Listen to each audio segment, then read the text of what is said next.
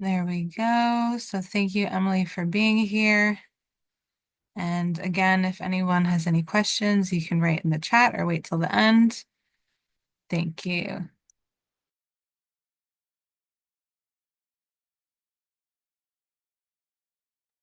Emily, your sound is off. There we go. Okay. So hi, my name is Emily Lightstone, and I am an Aliyah coordinator at the Jerusalem Municipality. I also work with English speakers from all over the world. And one of the things that I do is I specialize in education, and I help families who are making Aliyah navigate the education system in Jerusalem and find an educational framework that is the best for their children. I myself made Aliyah over 16 years ago. At the time, I was single, but now I'm married and a mother of three in the Jerusalem education system. So when I speak to parents, I can speak both from a professional perspective and also from a personal one. I guess I'll begin. Okay, so the Jerusalem Education Network is the largest network in the country, and there are hundreds of schools. And when I say schools, I'm not counting Ganim. I'll explain what that means later. I just mean elementary schools and high schools. So as I mentioned just a moment ago, when you make Aliyah to Jerusalem, you have personal one-on-one consultations pre-Aliyah. I'm happy to speak to people on Zoom. I'm happy also to meet in my office if you happen to be in Jerusalem. I'd be happy to book an appointment with you.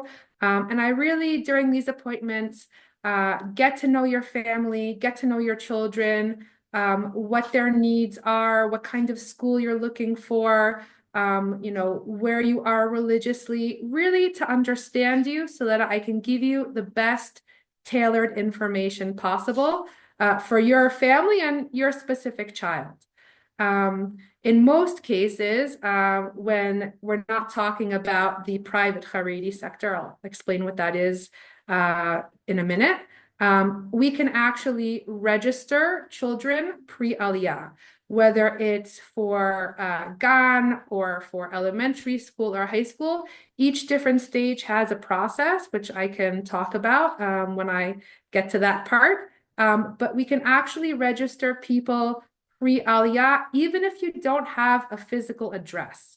I know a lot of people think that in order to register children for Ghana school, you need an address in Israel.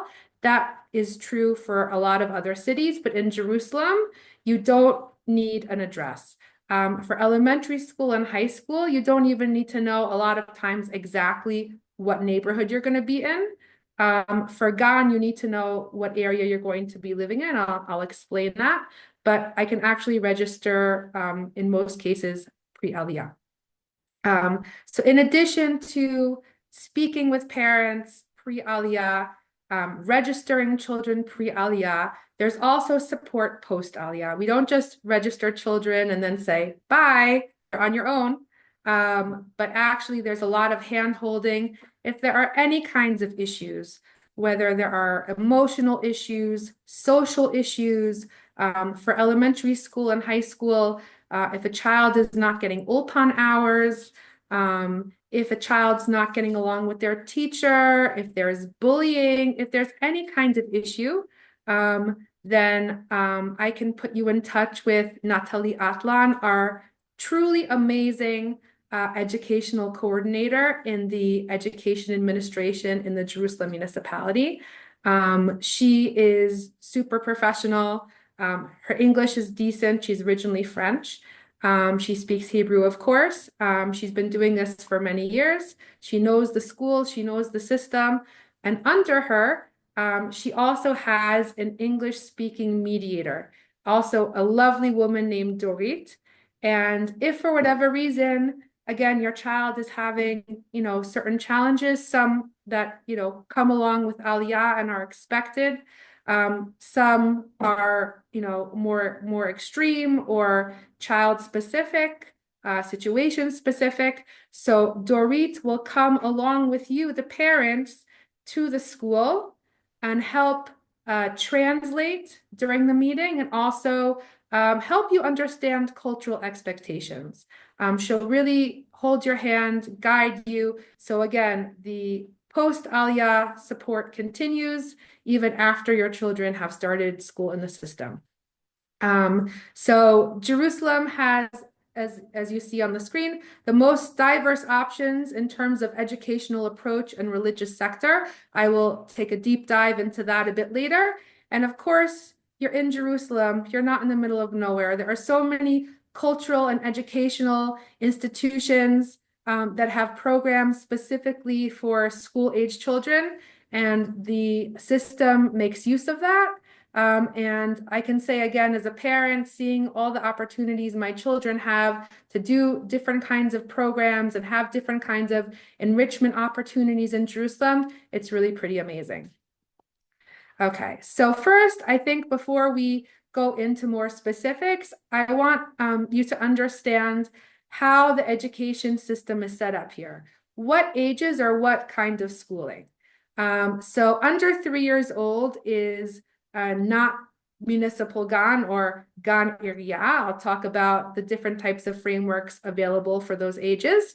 Municipal GAN starts from age 3 to age 5, 6. Again, I'll explain a little bit more what that means. Elementary school in the Mamlechti and Mamad sectors, religious and secular, are grades 1 to 6. In Mamach and the Haredi private sector, Mamach is Mamlechti Haredi. Again, I'll go into more detail. Elementary school is 1st to 8th grade. And middle school again, so Mamlechti and Mamad is 7th to 12th, and Mamlechti and Mamach and Haredi are 9th to 12th grade. So just to sort of summarize, I know that a lot of times when I'm speaking to parents who have young children, and they say, oh, we're trying to find a school for my 4-year-old. So in Israel, school starts in 1st grade. The GAN, the early childhood education system, is really totally separate from the elementary school system. In fact, in the vast majority of cases, the GAN system is not even attached to any school. There are a handful of schools that do have either pre-K or K, Trom Chova or Chova. But for the vast majority of Ganim, each GAN is its own classroom and they're not attached. So if you actually ask a child in GAN, an English-speaking child in GAN in Israel, and you say, how is school today? They're going to look at you and say, I don't go to school, I go to GAN. So, the systems are very separate. And again, depending on the sector, which I'll also explain very soon what that means, different elementary school ends at different ages, and also middle school and high school. Well, for Mamach and Haredi, there isn't really middle school. Elementary school just ends in 8th grade. Okay, so now that I've thrown around a lot of terms that you may or may not understand, I think before we continue, it's really important that you understand the different religious sectors in Jewish education in Jerusalem. So I like to think of this as a spectrum. And when I speak to families, I think it's very important for me to understand where they are religiously, because where you send your children should be a reflection of your own religious values. Not only because it's important that children have consistency, but I think that it's nice for children to be with, other children whose families have similar values when it comes to religious observance. So I'll go through the different sectors. And again, I like to think of this as a spectrum. And I think, even if, certain sectors are not relevant to your family, whenever I speak to families, I like to go through the whole range because I think it's important to understand the bigger picture. So first we have the Mamlechti sector, which is the secular state schools. It's just regular, public schools. So who goes to these schools? Um, you have families who identify as totally secular. You have some non-Jews. And then you also have families that identify as Masorti. Now, obviously, that could be different from family to family. Um, so these families may keep kosher to a certain extent, celebrate Shabbat in their own way. Some may have, Shabbat meals, but not keep Shabbat. So these families send to Mamlachti Ganim and also Mamlachti schools. The schools have cultural Jewish content, but they don't have religious content. Um, and this is, I would say, the left end of the spectrum. So then you have what people refer to as Mamlachti Dati, and of course, Israelis love acronyms, so they can't resist it. So they also call Mamlachti Dati Mamad, again, Mamlachti Dati, or also Chemed, which stands for Chinuch Mamlachti Dati, Mamlachti Dati education. So what does that mean, Mamlachti Dati? This is the national religious public schools, right? Or more like the modern Orthodox public schools. So if we go back to our spectrum, we have, again, Mamlachti, you have some Masorti families who send to the Mamlachti schools. There are also some Masorti families who want their children to have a religious education, and they may send their children to Mamad Ganim before elementary school, and then to a Mamlachti elementary school. You also have some Masorti families who will send to a Mamad elementary school, and then to a Mamlachti middle school and high school. And you'll have some families who are more Masorti who send to a Mamad school and a Mamad Gan all the way through, from Gan all the way till 12th grade. Now, Mamad really has two subcategories. Again, the Jerusalem education system is very wide. On the Gan level, there's only one category of Mamad. But once you get into elementary school and middle school, high school, you really have two subcategories. So the first category is just regular Mamad, also just known as Mamlachti Dati, Mamad. The second category you have is Mamad Torani, and I'll explain the difference between those two. And as I mentioned, kids who go to a Mamad Gan, in a Mamad Gan, you'll have kids who are going to Mamlachti elementary schools afterwards, and you have kids going to regular Mamad schools afterwards, and you also have kids going to Mamad Torani schools afterwards. So what is a regular Mamad? On the elementary school level, most Mamad schools, regular Mamad schools, are co-ed. Girls don't usually have to wear skirts starting in first grade. I will mention now that in both regular Mamad and Mamad Torani schools, boys must wear kippah and tzitzit. But the girls' dress code is a bit different. As I mentioned, in a regular Mamad school, girls don't have to wear skirts in first grade. They only have to start wearing skirts in later grades. Usually in fifth grade, there's even at least one school in Jerusalem on the elementary school level where girls don't have to wear skirts at all. And there's also one middle school, high school that's regular Mamad where girls also are not obligated to wear skirts. Girls can wear short sleeves. Compared to the Torani schools, regular Mamad schools have fewer Limudei Kodesh hours. That's not to say that the school is not religious. They do learn, Chumash and Navi and Halacha and Mishnah and Gemara in the later grades. But again, just compared to the Torani schools, you have fewer hours.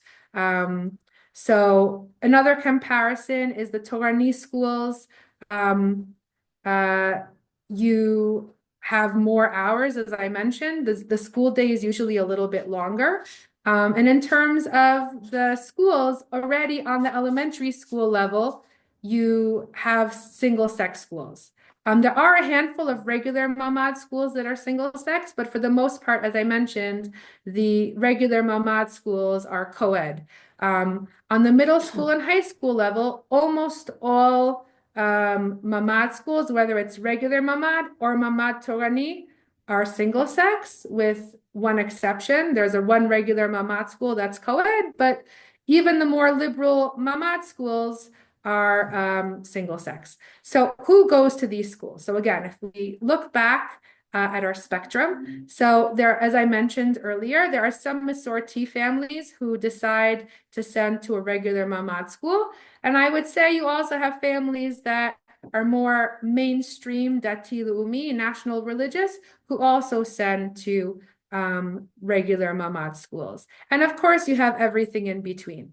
In the mamad Torani schools, I would say if you take where we left off with the mainstream Dati Leumi families who send to regular mamad schools, some of those families also send to mamad Torani schools. And then, of course, you have families who would never dream of sending to a co-ed school for elementary school. And again, the mamad Torani crowd tend to be more right-wing hashkafically. Then we have a very interesting category called mamach. Now, this is a relatively new category. It stands for Mamlachti Haredi, as you can see. And so what does that actually mean? These are state Haredi schools. That means that hashkafically, the school is more Haredi in its observance, but the kids learn all the secular subjects like they would in either Mamlachti or Mamlachti Dati school. So math, English, Hebrew language, history, science, all of that they have in Mamlachti Haredi. Also, it's worth mentioning that in the Mamlachti Haredi system, both the boys' schools and the girls' schools do Bagriyot, the matriculation exams. So afterwards, if they choose to study either in a Haredi college or in a regular university, they have the same matriculation exams, Bagriyot, as everyone else. So who goes to these Mamlachti Haredi schools? So as we mentioned, if we go back to our spectrum, we have some families who might want to send to a Mamlachti Dati Torani school. And we have and they might send some kids there and they might send other kids to a mamach school. So again, just to go over what mamach is, it has a lot of the same policies as some of the more open Haredi schools, but again, it is a state school. So if we again look at the population of mamach, we have families who label themselves as just from and don't want to give themselves in the box label. We have families who are Chabad. We have families who are more Chardal, Haredi Leumi. We have families who feel that the Mamlachti Dati Torani education is not quite as right-wing as they want it to be. We have, people who again might consider themselves part of the Haredi community or Haredi adjacent, who value a secular education and want that for their children. So that is in the Mamlachti Haredi education. Now, the Haredi private sector is very interesting because you'll have some schools that are very similar to the Mamlachti Haredi schools in that they also teach secular subjects, again, like math, like English, but they're not technically in the mamach system. But the schools are very similar. Sometimes they don't want to become mamach schools for political reasons. Some rabbis don't give it their stamp of approval. It is also worth mentioning that if you start out in the mamach system, it is more difficult to switch your children to the Haredi system. So if that's something that, is an issue for you, you should definitely talk to friends, talk to your rebbeim, and see what the right fit would be for your family. And also, it's worth mentioning that the different types of sectors, obviously, there are always exceptions, but they tend to have a kind of path that the students go on. So, whether it's after finishing school, going on to the army or a mechina or a yeshiva or midrasha, and then shirut lumi or army, or whether, it's going to a yeshiva afterwards, not going into the army. So, you can switch between the sectors. It's possible. But I think when choosing a school, it's also worth thinking about what kind of path you want your children to go on, because usually once you start a certain route, then you're more likely to stick with it. So going all the way back to the ages that are under 3, for before Gan Area, before municipal Gan, what do people do with their babies and toddlers? So some people keep them at home with a parent or maybe even a grandparent. Some people do have metaplot, a babysitter, a nanny, or share a metapelet. I have to say that I think in Chutz La'aretz, outside of Israel, this is more common. In Israel, it's expensive, so I think it's a little bit less common, unless sometimes people only need it part-time and then they can't find another framework, and that might happen then. But the next 3 options I think are really the most common. There's a mishpachton, a ma'on, and a gan. So what are these terms? Mishpachton is a babysitter, usually in her own apartment, has a small group of babies. Sometimes there's another staff member. Usually, let's say between 4 to 12 babies. Obviously, if there are 12, there are 2 caretakers. And this is a very cozy, intimate kind of environment. It's often private. A ma'on, in contrast, is a bigger kind of institution, usually run by some kind of nonprofit, or it's a business, a company. And you have many more babies, many more caretakers, often divided up into groups. And then I said gan in the end, because usually the word gan is reserved for municipal gan. But there are some places that, again, have multiple groups and they call themselves a gan. But usually when people talk about, pre-gan area, they're talking about a ma'on, a mishpachton, again, not gan area. And I just want to say something that's very important.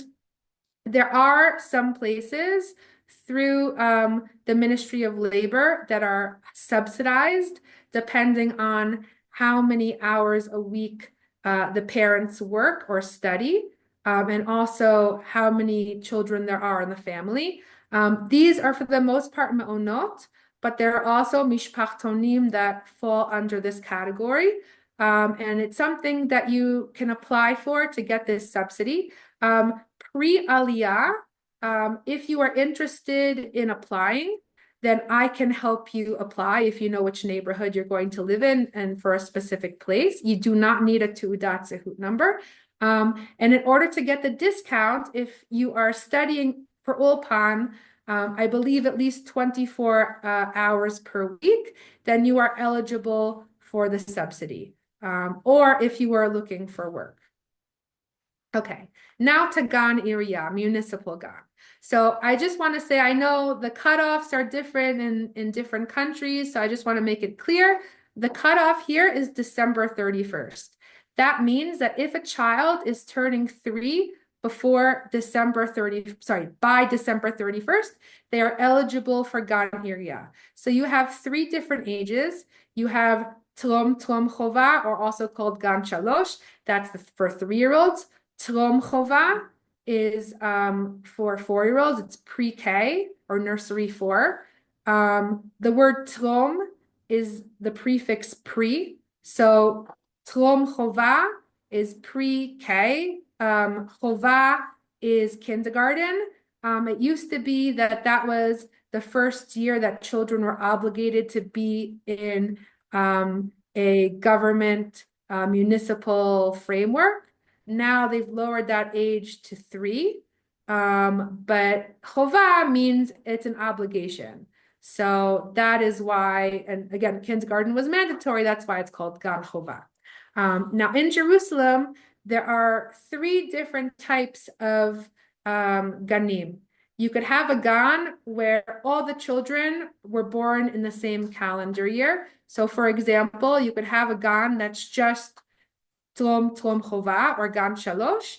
And in that kind of situation, usually those kids would stay in the Gan the second year. So the second year, it would be Tlom Chova Gan. That's one option. Another option would be to have Tlom Chova and Tlom Chova together, which is called Kedam Chova. If you register on the Iriya website when you're here, for Gan, so that's what it would be called, Kedam Chova. Kedam is also before Chova. And another option is to have, again, Chova is often just on its own. Sometimes you have Trom Chova and Chova together, so it's mixed pre-K and K. And that would be called Chova Me'orav, mixed kindergarten. So the ganim here can have up to 35 kids. I know that's a bit of a shock coming from where you're coming from, most likely. Obviously, there's more than one teacher. There's usually a head teacher and an assistant. For Gan Shalosh, if they're over 28 kids, then there are 2 assistants. And I have to say, again, I have kids who have been through the system here. It works out. It's usually fine. I know it could be very daunting having so many kids, especially young kids, together in a classroom with what seems like little adult supervision. I don't know how they do it, but most Gananot are very capable, and some are even outstanding. I don't know how they do it, but they do it, and I've been pleasantly surprised for the most part. So Gan ends at 2 o'clock, and the Gan part is free. Usually there's a one-time payment of under 1,000 shekels for the year. And then there's something called Saharon, which is aftercare. So that goes from 2 o'clock to 4:30. Often the staff for Saharon is a different staff. And they're also usually the ones who run a Keitana, which is the Gan camp, which operates on days when the education system is not running. So for example, this week, right before Pesach, Gan is closed, but the Gan camp, Keitana, is open. And again, often run by the Tzaharon staff. So it's staff that the kids know already. And the Tzaharon in Keitana goes until 4 and not 4:30. Also, what might be a little bit of a surprise is that children actually don't learn how to read in a formal setting until 1st grade here. And Gan is really much more focused on social and emotional skills for the children. So there is, content, obviously. They learn about the weather, and they learn about the holidays, and they learn about different things. And it's often combined with learning other skills like gross motor skills and fine motor skills, social skills, things like that. So it's content and form together. And the other great news is if you know which neighborhood you're living in, you don't need to have an address, but you just have to know the area that you're going to be living in. I can register your children before you make Aliyah. And again, you do not need an address. That's a very important point. I'm going to say it again because it's so important. I can register your children pre-Aliyah, and you do not need an address. I'll also just say you do need to know the neighborhood or neighborhoods where you're going to be living because Gan is very local. Every few blocks, there's a different Gan. So this is also, first of all, to make it easier for the parents, but also for the kids to see each other after Gan in the park, in shul, at the community center, walking down the street. It really builds a sense of community.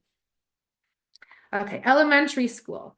So we just talked about how Gan is very local. Elementary school is also usually local. There's actually two types of elementary schools. There's what's called Ezori and Al-Ezori, which I'll explain, obviously. So Ezori are schools that are neighborhood schools, and they have a catchment zone. There'll be a school in one neighborhood, and usually that neighborhood and the surrounding neighborhoods are the district for that school. And then there is a school that is Al Azori, and that school, which is usually it could be a specialty school, it could be, let's say, a certain kind of religious school that's less popular in that area. So that school, kids can go to that school from different areas and not only the immediate neighborhood or the surrounding neighborhoods. Obviously, for the Al Azori schools, most of the kids are still from that general area because elementary school kids, for the most part, are usually not going to commute every day to school. But I think it's also worth noting that there is a value in Israel to going to the local community school because, again, the kids will see each other on the street and in shul and at the community center and at the youth movements. And it really feels like a community, and it really feels like, these are your friends, you see them in different frameworks and contexts, and it really gives the kids a lot of confidence. And of course, it makes it easier when kids want to have play dates that they can just go to each other's houses. Everybody lives in the same neighborhood or maybe one neighborhood over. And logistically, it makes it a lot easier for the parents, both for play dates, but also obviously for taking kids to and from school. And something else to note that, people who don't live in Israel might not think about, starting in third or fourth grade, kids actually start going home by themselves. If it's a neighborhood school, kids can walk home, kids can take the bus by themselves, and it really helps them be independent. So that's Azori and Al Azori. In Jerusalem, you also have a lot of different pedagogical approaches. You obviously have more mainstream educational approaches and even old school educational approaches. And you also have alternative. There are forest schools and Waldorf and experimental schools that have less frontal learning, more experiential. So depending on what you're looking for, chances are Jerusalem has it. And not only do we have the different pedagogical approaches, but they exist also in the different religious sectors. So, for example, you can have, a Waldorf religious school, a Mamad school. You don't have to, give up on the Waldorf or the fact that you want a Mamad school. So there's all kinds of interesting mixes. Also, I didn't mention, but it's also relevant here. We also have forest ganim that are secular, forest ganim that are mixed religiously. So there's lots of different options. So just like I mentioned in the Gan context, elementary school is really very focused on the social and emotional skills for the kids and really their well-being. Obviously, there are academics in elementary school. The kids are learning math and English and science and Chumash and Navi, everything that you would imagine that kids would learn in elementary school. But again, the focus is really on their social and emotional well-being. There's lots of bonding activities. Again, depending on the school, there's often not a lot of homework. The idea is really for the kids to have time after school to be able to participate in extracurricular activities, spend time with their friends, spend time with their family. Once we get into the middle school and high school, then it's a different story. So something else that's really unique to Jerusalem and in elementary school is there are just so many enrichment programs. Sometimes I feel like, are my kids actually learning anything? They are, don't worry.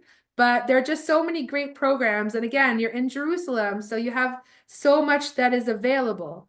And I see the kinds of things my kids are doing, and it's wonderful. For example, they go to, a communal garden in the area and they work there. They have something from the Feuerstein Institute, which is located in Jerusalem, about how to be able to think better. Everyone can improve their critical thinking skills. These are just some very small examples. Oh, also, Kitat Oman, something that's an art program together with the Israel Museum, which has a fantastic professional art program. Again, these are just little examples, but they can make all the difference.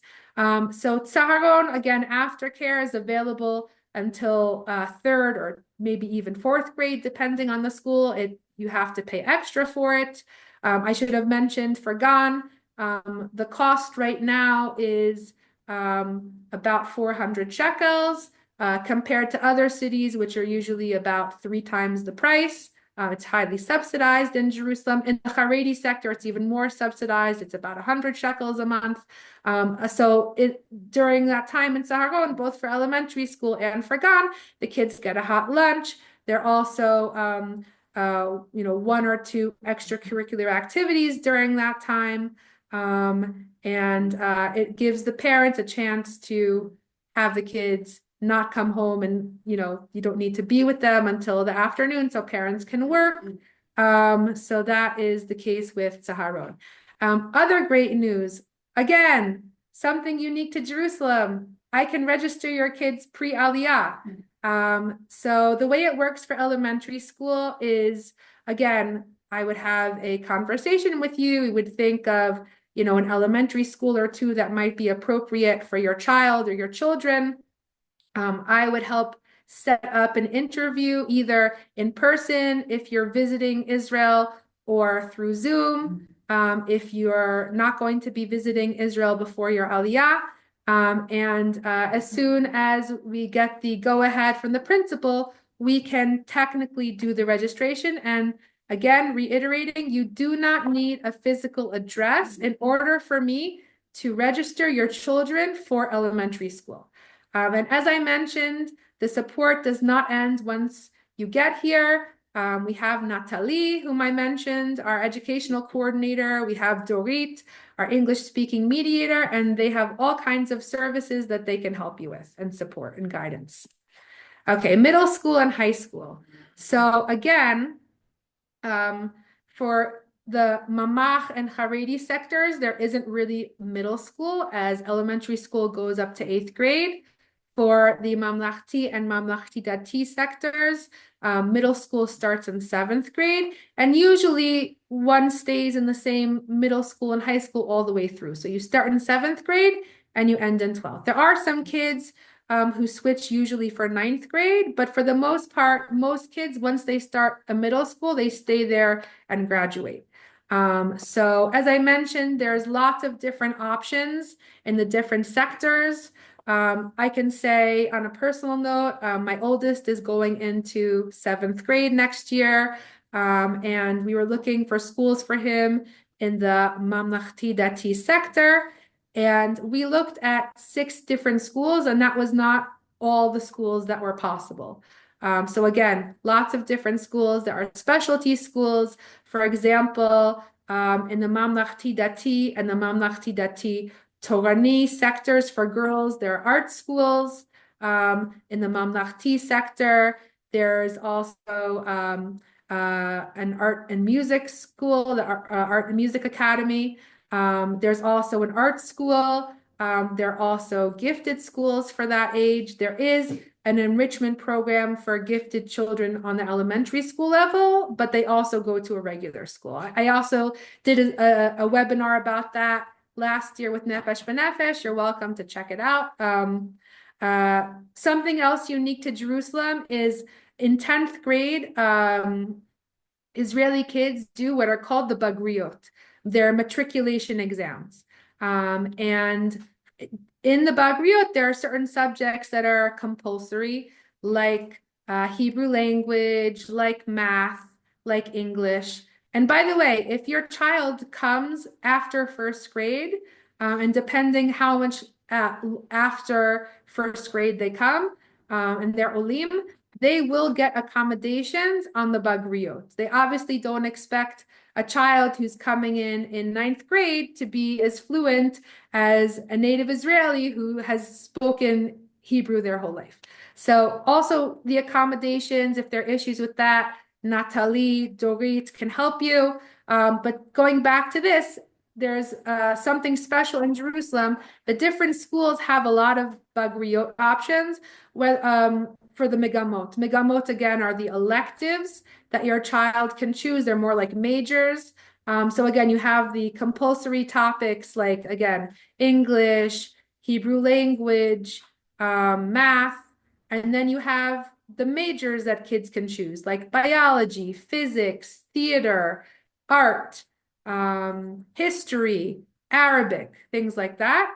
So in addition to the courses offered in the different high schools, Jerusalem has what's called Megamot al-Ezuriot. Again, they're not specific to a specific school. Anybody who's studying in Jerusalem can take these external megamot, and there are some really, really nice options. There's a diplomacy course in English. There's, again, art at the Israel Museum. There's music at the Conservatory or the Yellow Submarine Club, and many, many more. So there's always more options than what you have in the school.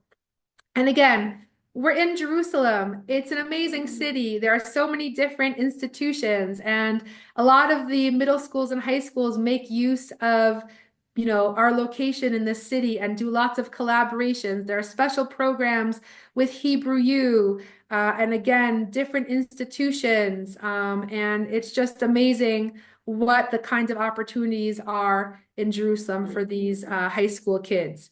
There's also something called Jerusalem College, and it's an opportunity for high school kids to take different kinds of courses, again, unique to Jerusalem. And again, for the most part, I can register your children unless they're in the Haredi sector. I can register your children before you make Aliyah. And an address is even less important in this case because really all of Jerusalem is open to your children. It's very common for kids to cross the city to a school that is most appropriate for them, unlike elementary school where proximity to your home has a lot of advantages. Obviously, a shorter commute is better, especially for sleepy teenagers. But, I see these kids, they get up, they're motivated, they go to amazing schools, they take public transportation, and they make it work. So it doesn't really matter where you're going to be living. Your children will travel with the Israeli children all over the city to their chosen high school. And again, we can make it happen. They can interview, get accepted. We can do the technical registration. It's different depending on the grade. I'm not going to go into it now. But again, if this is something that's relevant for you and your family, please speak to me and I can go into more detail. And just to reiterate, the post-Aliyah support continues. Your child is having a hard time for whatever reason in their framework, speak to me. I'll connect you with Natalie and Dorit, and we'll make some changes happen. Special education. This is a topic that really affects everything that I've spoken about so far, even before Gan Iriyah in some cases. There's something called the Ma'on Shikumi for babies and toddlers who need a lot of therapies and rehabilitative work. But also obviously on the GON level, on the elementary school level, on the middle school and high school level. And in certain cases, special ed actually goes up until 21 years old. So not surprisingly, Jerusalem has the largest special education network in the country. And people move to Jerusalem specifically so that their children can access the kind of support that they need. There's different kinds of frameworks in different sectors. So again, mamlachti, mamlachti dati, mamach, charedi. And usually in Jerusalem, you're less likely to compromise on your religious observance and what you want in a gan or a school in order for your children to access the kind of support that they need when it comes to giving the right support for their needs and challenges. So in general, though, the special education system can be divided into three kinds of frameworks. The first is a special education school. And that, again, is where the whole school is just special ed. These schools often offer support to children who need a high level of support. So some examples of schools where the whole school is special ed could be a school for children with autism, a school for children with CP, a school for children who are blind, a school for children who have severe learning disabilities. These are just some examples of the schools that we have in Jerusalem. The next kind of framework is a special education classroom. It's a self-contained classroom, but it's in a mainstream school. So there are different types of classrooms like this. There's, let's say, something called the Kitat Tikshoret. That's for children on the autism spectrum. There's a kind of classic Kitat Tana or Kitat Mekadem. It could be for children with some kind of learning disability or emotional problem. I will say for the really extreme situations, there are in Jerusalem specifically two different schools for boys with behavioral issues like violence. So those kind of kids would not be in a self-contained classroom in a mainstream school. Obviously, no system is perfect, and I'm not going to say that there's no child who falls through the cracks or every single person has a perfect solution. It's a system like anything else, but for the most part, there are many options. The third option is called Sal Ishi, personal basket. This is when a child is mainstreamed into a regular classroom, but also has more support. And that could be a certain number of hours a week in different forms, like a certain number of hours with an aide or shadow, a certain number of hours with different kinds of therapies, occupational therapy, speech therapy, for example. So in order to get any kind of special education support, the process is the same. You need to submit the paperwork in order to get approval for what's called Va'adat Zakaut V'Ifyun, which means it's a committee that determines whether your child is eligible for special ed or some kind of special ed support. And also what kind of special ed support. Obviously, nothing is done without the parent's consent. The parent comes, speaks about their child, advocates for their child, and then, with guidance from the committee, then they decide what kind of framework would be the most appropriate. Again, either a school where the whole school is for children with special needs, a self-contained classroom within a mainstream school, or again, Sal Ishi, where the child is in a mainstream classroom but gets extra support.